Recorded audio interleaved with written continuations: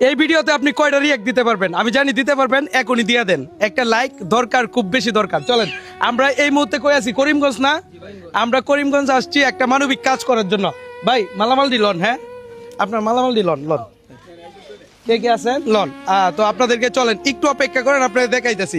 আর এই ভিডিওতে একটা কমেন্টও করে দেন আপনার মনোনত করে।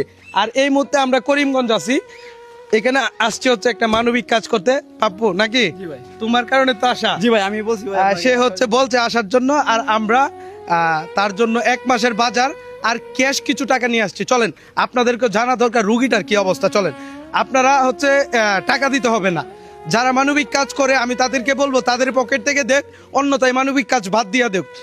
আমি এটা ক্লিয়ার করে বলবো। আর না হচ্ছে রুগীর নাম্বার দিতে হবে, যে রুগী থাকবে অথবা যার সমস্যা থাকবে। এই মহাজনগিরি বাংলাদেশে চলবে না ভাই। মানুষের টাকা দিয়ে আপনি প্রবাসীর টাকা দিয়ে মহাজনগিরি করবেন, এটা চলবে না। হ্যাঁ, আপনি বলতে পারেন যে ভাই আপনিও তো মানুষের টাকা দিয়ে অনেক কিছু করেন। ভাই করি, এবং কি লাইভ প্রমাণও দেই, কিন্তু আপনারা নিজেদের কাছে টাকা রাখা এগুলা ভাই হবে না ভাই।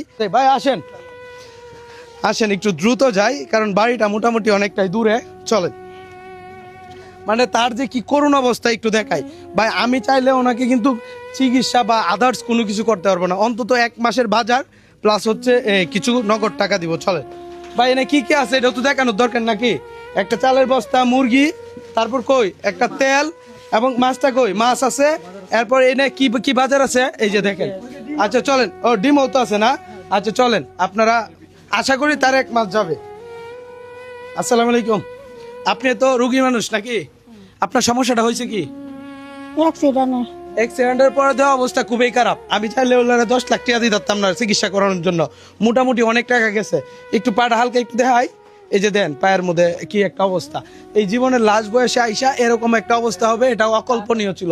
ভাই এই জায়গার নাম কি? করিমগঞ্জ, জাফরাবাদ। আচ্ছা যাই হোক, আমরা এটা শিমুলতলা পড়ছে নাকি? আমাদের প্ল্যান ছিল,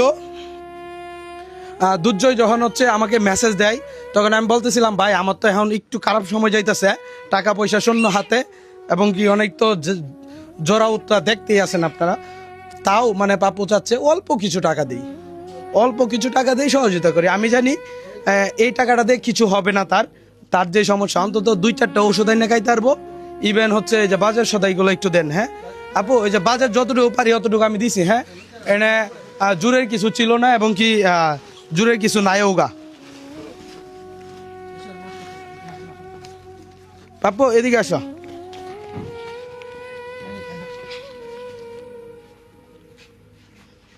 এদিকে আসো।